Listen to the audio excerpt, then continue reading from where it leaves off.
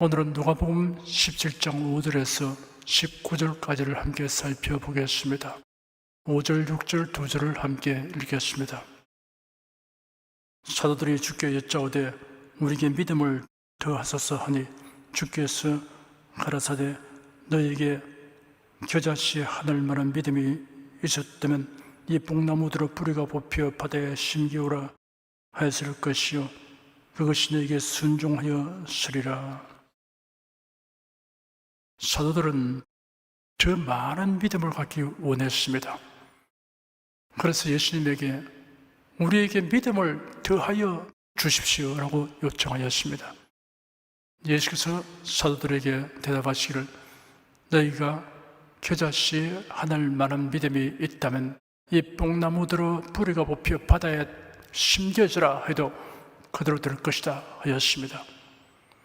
믿음의 분량을 생각하며 구하는 사도들에게 예수는 믿음의 질을 말씀하셨습니다. 아무리 큰 씨앗이라도 씨눈이 없으면 심고 빌어주는 일이 허들입니다. 겨자씨는 아주 작은 씨앗이지만 씨눈에 생명력이 있어서 심으면 싹이 트고 크게 자라게 됩니다. 예수는 생명력을 가진 믿음에는 권능이 따른다는 사실을 말씀하신 것입니다. 사람이 할 수 없는 일이 이루어지게 하는 믿음에는 씨눈이 있습니다. 그 씨눈은 하나님의 말씀입니다. 우리의 믿음이 하나님의 말씀에 결합되면 하나님의 권능에 접속된 믿음이 됩니다. 로마서 10장 17절에 기록되기를 믿음은 들음에서 나며 들음은 그리스도의 말씀으로 말미암았느니라 하였습니다. 사람이 긍정적 생각과 믿음을 가진다고 의인이 되거나 거듭나서 하나님의 자녀가 되거나 영생을 얻거나 천국에 가게 되거나 부활하게 되는 일은 결코 일어나지 않습니다. 추호도 웃음없이 믿는다 해도 그런 일이 이루어지지 않습니다. 집단적인 믿음을 가해도 허들입니다. 성경에 계시되고 언약된 말씀을 믿을 때 이런 일이 이루어집니다. 사람의 이해를 초월하는 일이 믿는 자의 영과 혼과 몸에 일어나게 됩니다. 그러니 하나님의 말씀이 기록된 성경은 신기하고 놀라운 부와입니다. 복 있는 사람은 하나님의 말씀 듣기를 즐거워합니다. 경청합니다. 설교자는 듣는 이들이 말씀을 온전하게 이해하도록 하기 위하여 가르치는 임무를 수행하는 일꾼입니다. 그러므로 하나님의 말씀을 자의대로 해석하고 왜곡되게 가르치면 화를 면치 못합니다. 설교자는 두렵고 떨리는 마음으로 설교해야 하는 이유가 여기에 있습니다. 성령님의 가르침과 인도하심을 받아 설교한다면 정중하고 경건한 자세로 할 수밖에 없습니다. 하나님의 말씀은 믿어야 합니다. 히브리서 4장에 기록되기를 그러므로 우리는 두려워할지니 그의 안식에 들어갈 약속이 남아있을지라도 너희 중에 혹 미치지 못할 자가 있을까 함이라. 저희와 같이 우리도 복음 전함을 바른 자이나 그러나 그 들은 바 말씀이 저에게 유익되지 못한 것은 듣는 자가 믿음을 화합지 아니함이라 하였습니다. 화합하지 아니함이라 하였는데 여기서 화합이란 화목하게 어울림을 의미하는 것이 아니라 결합하는 것을 뜻합니다. 옛날 모세의 인도 아래 애굽을 떠난 이스라엘 자손들은 막연히 애굽을 떠난 것이 아니었습니다. 그들의 조상에게 하나님께서 언약하신 말씀에 의하여 가나안으로 가려고 나선 것입니다. 그런데 행로에 여러 가지 곤란을 겪으면서 하나님이 언약하신 말씀을 반신반의하다가 결국은 믿음을 상실하였습니다. 그래야 애굽을 출발할 때 20세 이상이었던 사람들은 여호수아와 갈렙 외에는 가나안 땅에 들어가지 못하였습니다. 그 이유에 대하여 지적하기를 그 들은 바 말씀이 저에게 유익되지 못한 것은 듣는 자가 믿음을 화합지 아니함이라 하였습니다. 출애굽한 이스라엘 백성들 중에 다수가 하나님의 약속을 불신한 영구로 가나안에 들어가지 못한 것처럼 오늘날 복음을 들은 자들 중에도 천국에 들어가지 못할 자들이 많다고 히브리서에 경고하고 있습니다. 그 이유는 복음에 하자가 있는 것이 아닙니다. 복음을 믿지 않기 때문입니다. 들어서 아는 지식만으로는 구원을 얻지 못합니다. 복음을 믿어야 합니다. 밥상에 차려놓은 음식의 영양가에 대하여 듣고 알아도 먹지 않으면 그 영양을 섭취할 수 없습니다. 복음을 듣고 아는 것으로 다 된 줄 아는 것은 스스로 속이는 것이나 다름없습니다.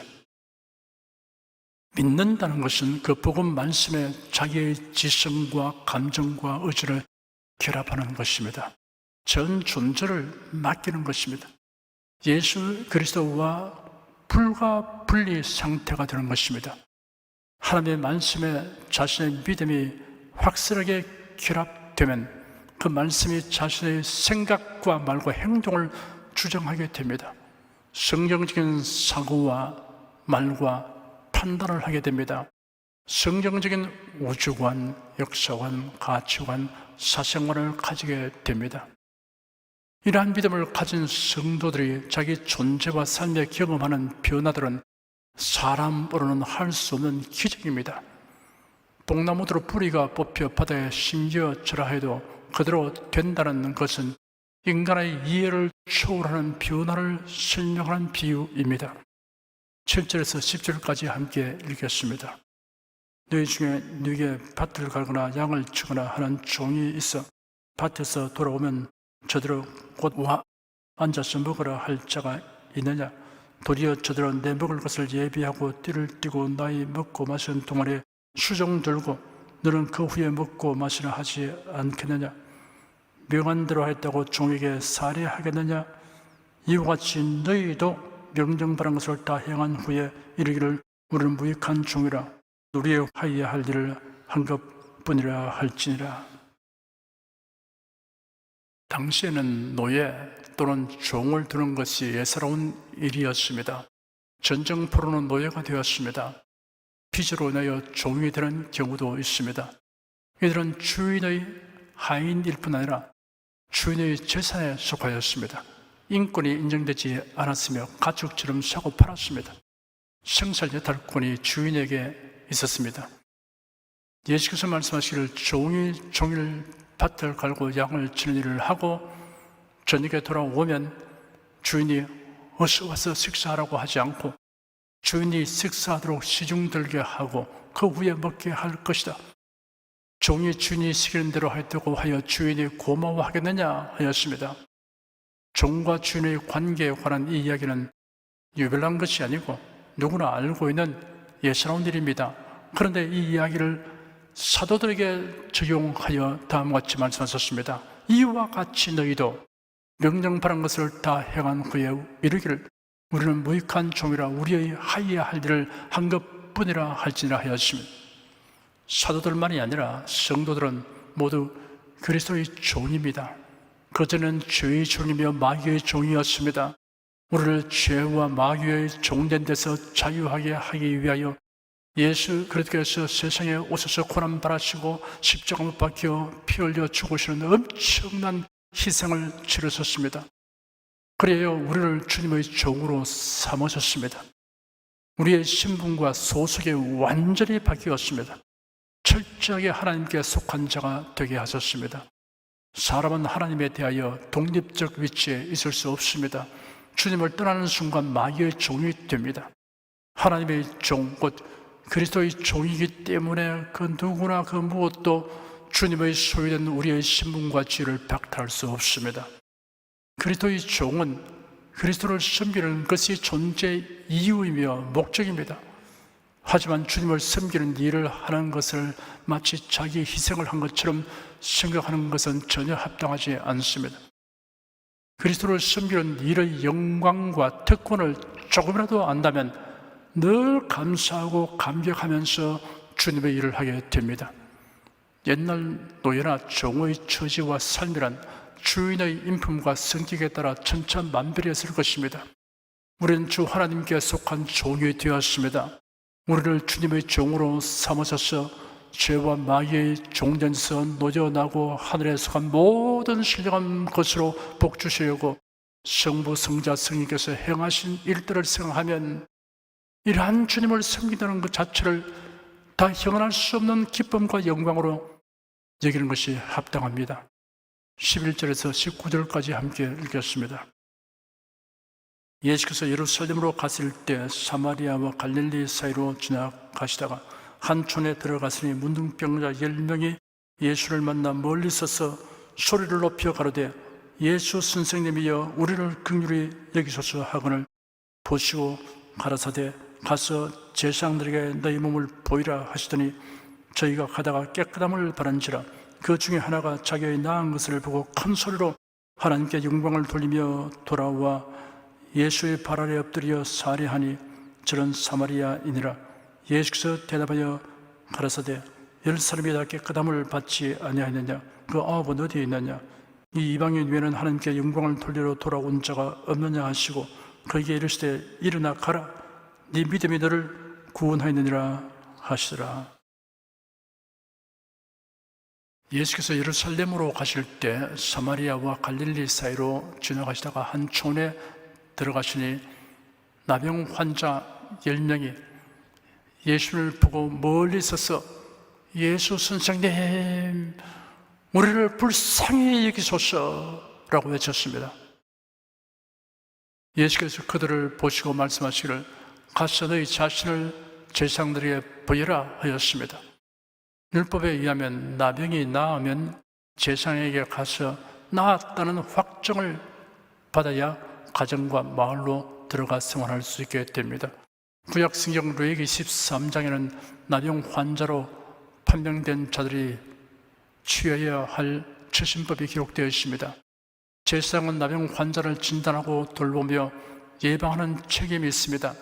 또한 이 병이 치유되었을 때는 제사장이 우슬초와 함께 새의 피를 찍어 이 피를 나병 환자에게 뿌려 정결 예식을 행하며 속건제와 속죄제를 드렸습니다. 그러므로 제사장에게 가서 몸을 보이라는 것은 병이 나았다는 것을 의미하는 말씀입니다. 그들이 가는 동안 몸이 깨끗하게 되었습니다. 그들 중에 하나가 자신이 나은 것을 보고 큰 소리로 하나님께 영광을 돌리며 되돌아와서 예수의 발 아래 엎드려 감사드렸습니다. 예수께서 말씀하시기를 10사람이 다 깨끗함을 받지 아니하느냐 그 9은 어디 있느냐 하나님께 영광을 돌리러 되돌아온 자가 이 이방인 외에는 아무도 없느냐 하였습니다. 되돌아온 사람은 사마리아인이었습니다. 주전 722년경 아수르 제국에 의해 북이스라엘 왕국이 멸망되자 그들의 땅에는 점차 아수르 사람들이 들어와 살게 되었고 이들과의 결혼을 통해서 생겨난 사람들을 유대인들은 사마리아인이라고 불렀습니다.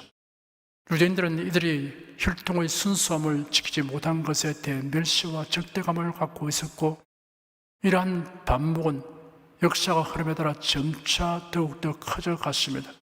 주전 2세기에는 유대인 통치자 헬카누스가 사마리아인들의 성전인 그리심산 성전을 파괴하고 많은 사마리아 사람들을 사육함으로써 더 이상 돌이킬 수 없는 적대 관계가 형성되었습니다. 그래야 유대인과 사마리아인은 서로 상종하지 않았습니다. 그런데도 10명의 나병 환자 중에 사마리아인 하나가 유대인들 틈에 있었던 것은 특이한 일입니다. 그 이유가 있습니다. 동병상련이 된 것입니다.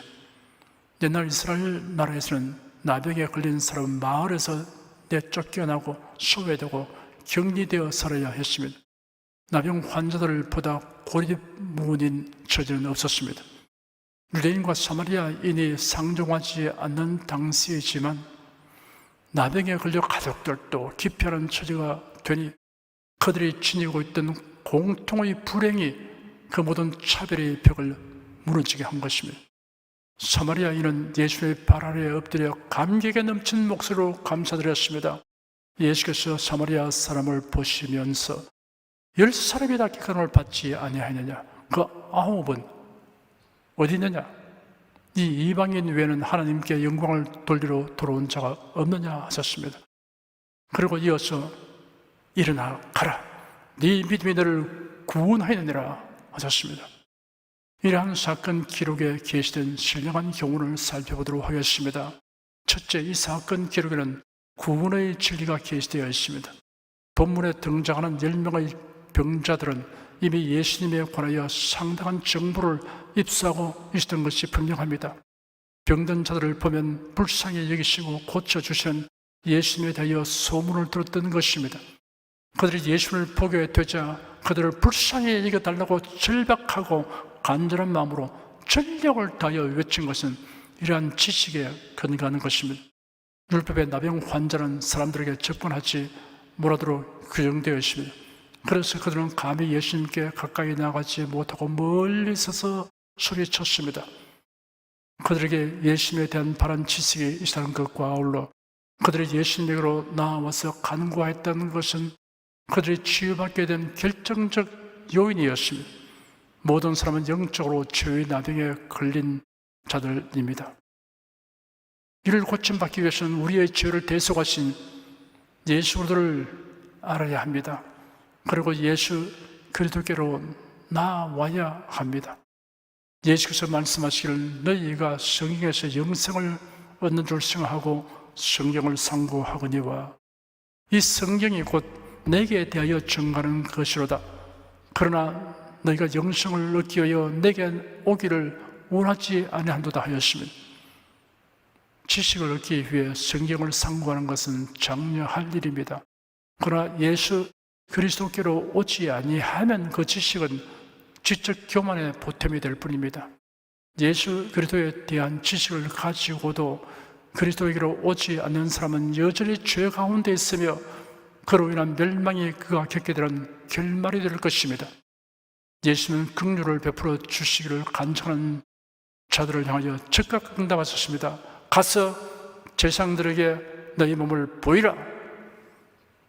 이 말씀은 그들이 고침을 받게 된다는 것과 확인 절차를 밟아 정상적인 사회생활로 돌아가라는 것을 의미합니다.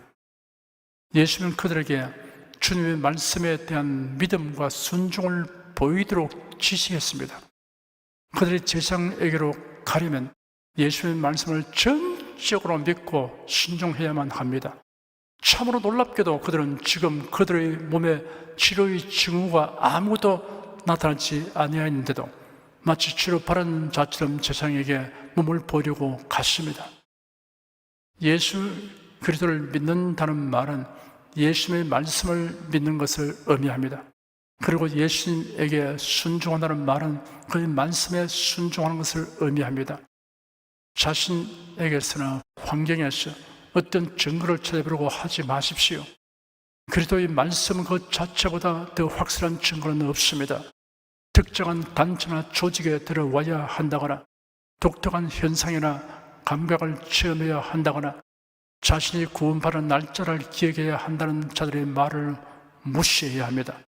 그렇게 가르치는 자들은 모두 종교 사기꾼입니다. 성경에 기록된 말씀이므로 나는 믿습니다. 성경에 기록된 말씀으로 나는 순종합니다.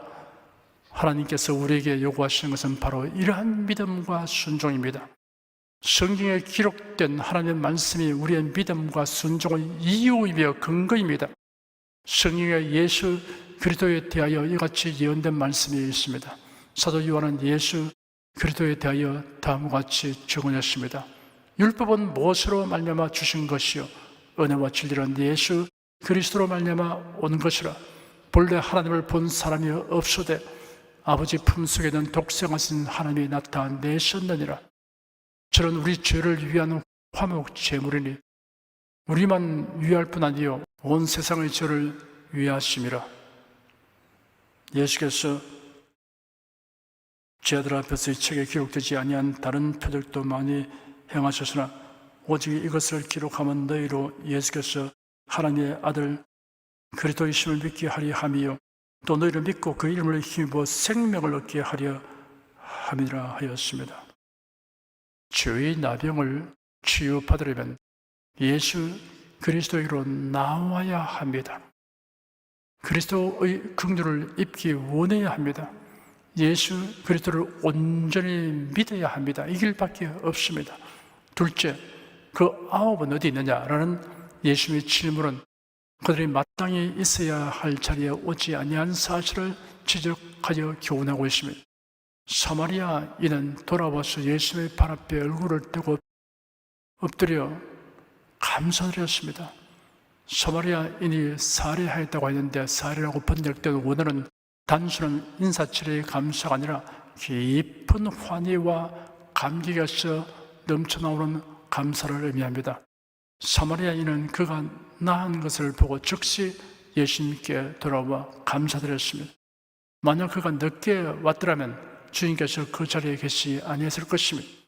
주님께 대한 우리의 감사의 표현은 빠를수록 좋습니다. 감사의 표현을 내일로 미뤘다가 그 마음이 변해버릴 수도 있습니다. 혹은 내일이 다가오지 않을지도 모릅니다. 사마리아인은 예수님의 발 앞에 얼굴을 떼고 엎드려 감사드렸습니다. 겸손한 마음과 자세로 감사드리는 모습입니다. 예수께서 사마리아인에게 말씀하시기를 10사람이 다 깨끗함을 받지 아니하였느냐? 그 9은 어디 있느냐? 이 이방인 외에는 하나님께 영광을 돌리러 돌아온 자가 없느냐 하였습니다. 예수께서 지적하신 대로 나머지 9사람이 다 깨끗함을 받았음에도 불구하고 그들은 돌아오지 않았고 감사하지 않았습니다. 그들이 나았으면 마땅히 돌아와 그들을 치유해 주신 예수 그리스도의 발 아래 있었어야 할 것입니다. 사람이 마땅히 있어야 할 자기 위치를 벗어나는 것이 불행한 일입니다. 하나님은 아담에게 네가 어디에 있느냐? 라고 질문하셨습니다. 이 질문은 모든 인생의 존재 위치를 묻는 질문이기도 합니다. 하나님을 떠나 있는 그 인간에게 최대의 불행입니다. 이런 멸망받게 되는 위치입니다. 사람은 하나님께로 돌아와야 합니다. 그 길은 예수 그리스도밖에 없습니다. 예수께서 친히 말씀하시기를 내가 곧 길이요 진리요 생명이니 나로 말미암지 않고는 아버지께로 올 자가 없느니라 하였습니다. 네가 어디에 있느냐라는 질문에 대하여 나는 길이요 진리요 생명이신 예수 그리스도 안에 있습니다 라고 대답하는 사람은 정녕 복이 있습니다. 그 9은 어디 있느냐라는 질문은 예수 그리스도로 말미암는 은혜를 입은 모든 사람을 향한 질문입니다. 하나님께 감사드림에 관련하여 여러분 각자의 위치를 묻는 질문입니다. 그 9은 지금 사마리아인과 같이 주님께 감사드리는 자리에 돌아와 있어야 할 터인데 그들은 돌아오지 않고 가버렸습니다. 그동안 만나고 싶었던 사람이 많았을 것입니다. 건강하게 되면 하고 싶은 일도 많았을 것입니다. 그들에게 급선물은 그러한 것들이었습니다. 우리 역시 할 일이 많고 갈 곳이 많으며 만나야 할 사람이 많습니다. 그러나 그 무엇보다 우리에게 더 중요한 일은 주 하나님께 감사드리는 일입니다.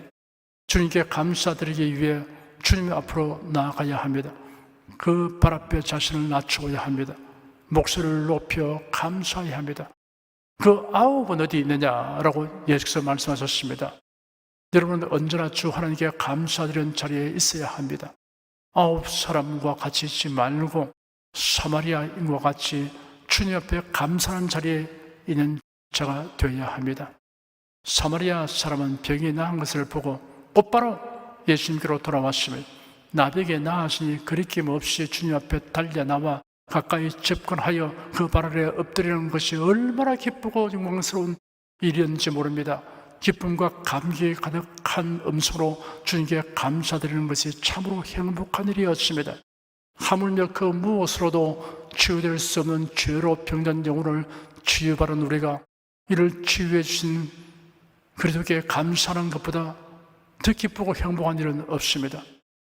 셋째, 9명은 나병을 고친 바라 몸의 감각이 다 살아났으나 감사를 느끼는 마음은 마비 상태에 있다는 것을 교훈하고 있습니다. 9명은 육신의 나병은 나았지만 마음은 나병 환자처럼 하나님께 대한 고마움을 느끼지 못하였습니다. 영혼의 나병인 죄를 치유받고도 감사를 나타내는 감성이 무뎌져 있다는 것은 비정상적인 현상입니다. 감사를 느끼는 감성은 각 사람의 의지적 결단과 관련이 있습니다. 범사에 하나님께 감사드리기를 결단하고 행동에 옮기기 시작하면 감사를 느끼는 감성이 더욱 풍부하게 됩니다. 하나님께 대한 고마움을 헤아려 보면 끝이 없습니다. 시편 기자는 그가 느끼는 감사를 시편 136편에 이렇게 나열하였습니다.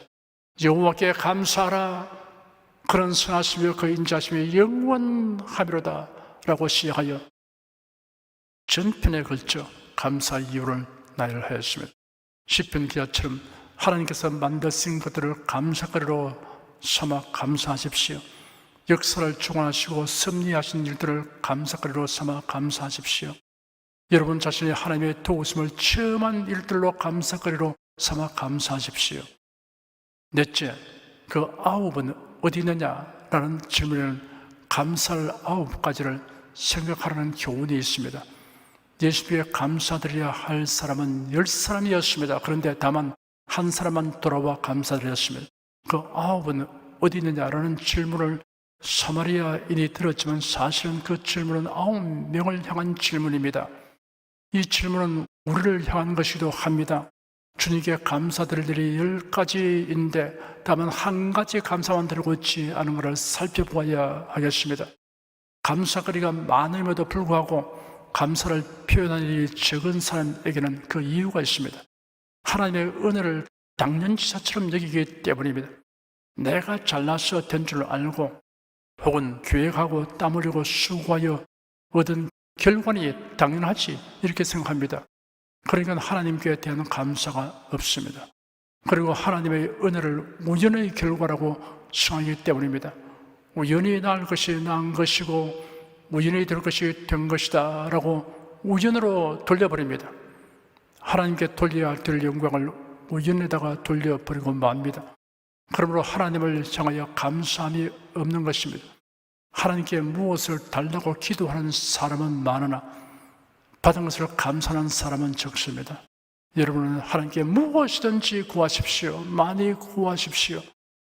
그리고 하나님께서 주신 은혜를 낱낱이 헤아리며 범사에 항상 감사하십시오. 그 9은 어디 있느냐라는 질문을 듣게 되는 일이 없기를 바랍니다. 다섯째, 예수께서 사마리아인에게 이 이방인 위에는 하나님께 영광을 돌리러 온 자가 없느냐? 내 믿음이 너를 구원하였느니라 라고 하신 말씀에는 감사하는 자에게 은혜를 더하여 주시는 교훈이 있습니다.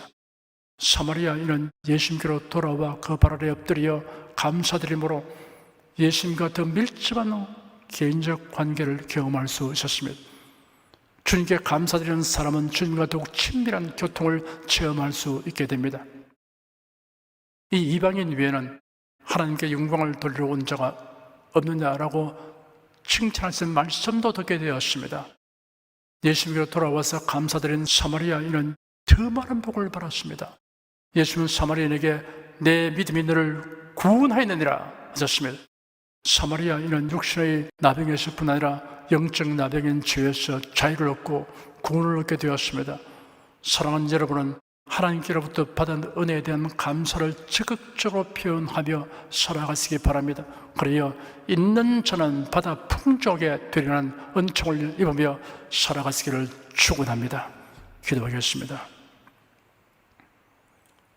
우리 믿음을 하나님의 말씀에 결합하면 하나님의 권능에 접속되고 신비한 변화를 체험하게 되는 신령한 비밀을 깨닫게 하여 주시니 감사합니다. 우리를 죄와 마귀의 종된 데서 자유하게 하신 주 하나님께서 우리를 주님의 종으로 삼아 주셔서 주님의 일을 향하는 그 기쁨과 행복을 누리게 하여 주시니 감사합니다. 하나님께서 우리에게 베푸신 사랑과 장차 주실 은혜가 지극하여 이를 생각하면서 늘 감사드립니다. 주 예수 그리스도 이름으로 기도드립니다. 아멘.